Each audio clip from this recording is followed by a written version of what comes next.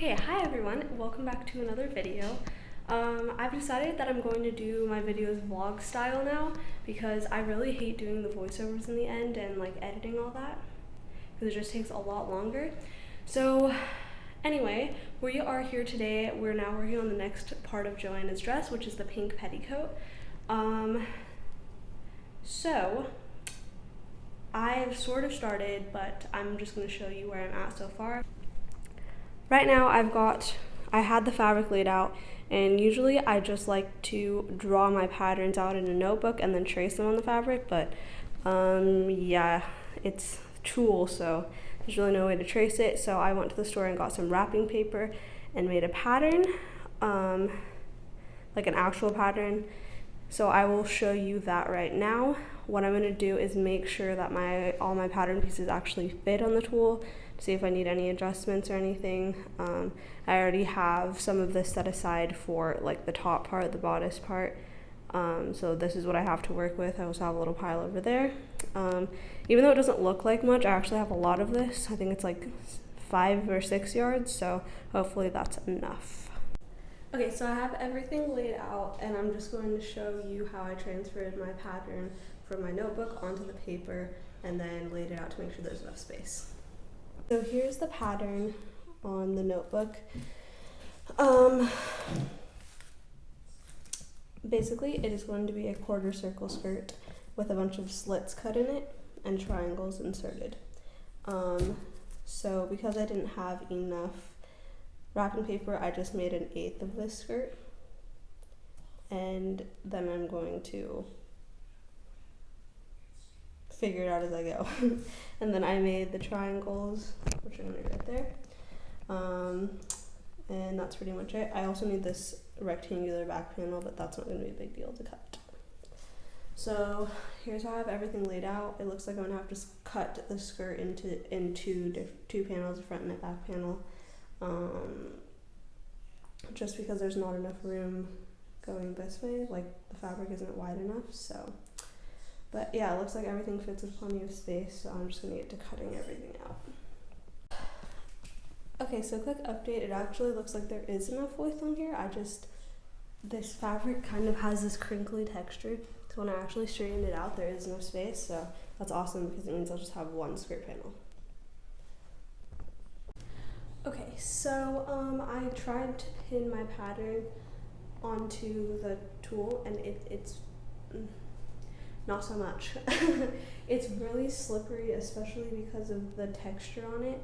So my new plan is still to do the inserted triangles, but instead to just cut a big square panel for the skirt. Also because one of the things I was trying to avoid was a lot of bulk around the waistline, which is my purpose in trying to cut a circle skirt.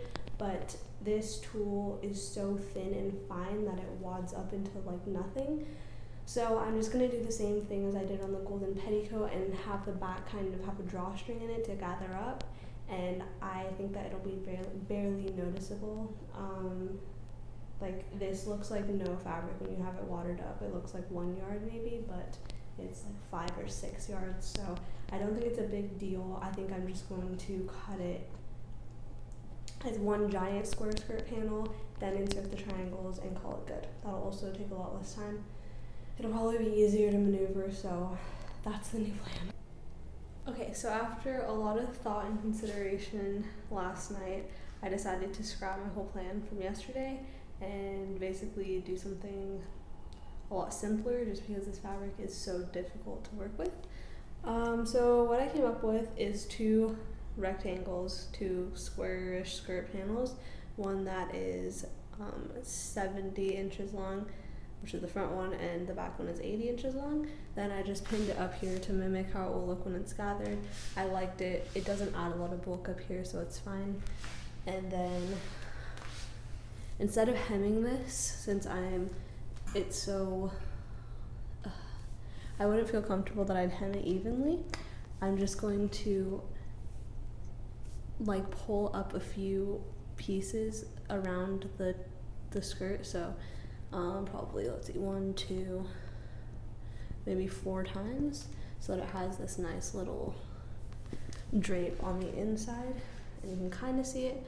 but it's not too obvious. So that's the new plan. I'm gonna start by gathering it down to just some cotton tape, and then just do little hand stitches to tack up those bits, and that should be done.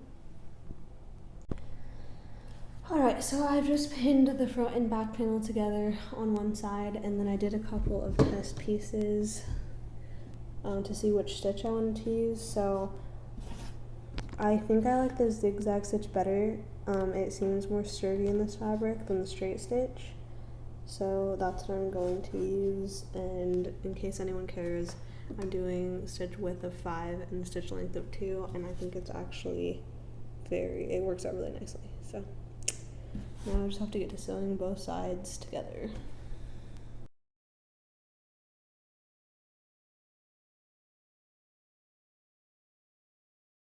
Now I need obviously a slit in the back to open it to get it on. So obviously I can't mark this with like my usual erasable pens.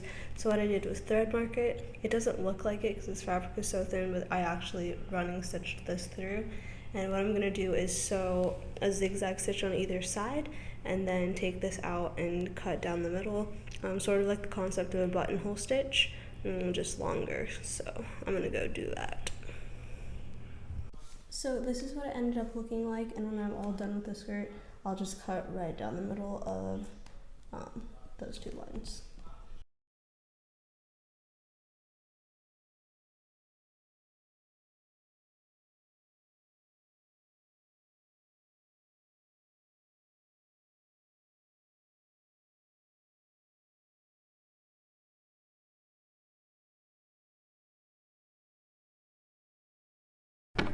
Okay, so I just gathered this by machine, and next I'm just going to cut the right amount of waistband that I need and kind of adjust everything accordingly, and then I think I'm just going to temporarily baste it to the waistband for now, in case I need any adjustments closer to the wedding since it's still over a year away. So yeah, that's what we're going to do now. So for the waistband, all I'm doing is just pinning them at the points that they need to be lined up. So I made little marks where the side seam should go, and then I'm just folding these over and kind of sandwiching all this gathered stuff in place and pinning it. Then I'm just going to hand baste it around, and that's the way it'll be until we get much closer to the wedding, and when I'm sure of the waist measurement, then I will be able to stitch it with the sewing machine. Okay, so all I did was just do a running stitch around the edge of this. I probably will go over it with a sewing machine, but honestly I don't even feel like it needs it that much. So my next step is going to be to pull off the hem in those little triangle bits. So that's my next.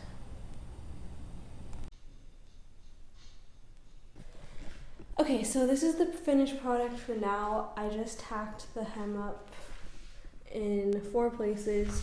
I think I might just end up cutting the hem off at the bottom later, but that's just tentative. I just kind of wanted to get it up off the floor so that I can make that decision in the future. But this is what it's looking like. I'm really happy with the outcome. It's really cool that this is actually starting to take shape. But anyway, I think that's all for this video, so I will see you guys next time when we will be working on the outer skirts. Okay, so I bet you thought this video was over, but you were wrong. So it's been about a week now since I last filmed or worked on this project, and I've just been thinking about it and pondering over it in my head. And then I rewatched Bella Mae's Petticoat video for her Cinderella dress, and it dawned on me. So I'll put a picture on the screen, but in one of the petticoats or one of the layers of the petticoat for Bella Mae's dress, she kind of took this piece of fabric and folded it in half. So let's say this is the fabric, she folded it in half like this, and then took this edge that was folded and kind of pulled it up. That gave me the idea to just fold up the hem of my pink petticoat twice so that a piece is folded up and a piece is hanging over. I'll show you in a second. So I decided to test it out today, and I actually love it, and I feel like this is a really good solution. Okay, so this is what it looks like from far away.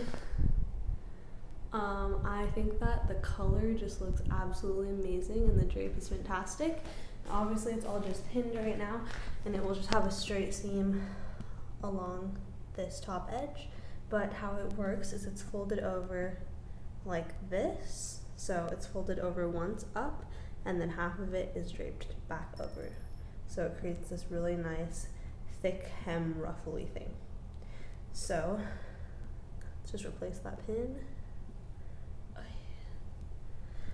That is the plan right now.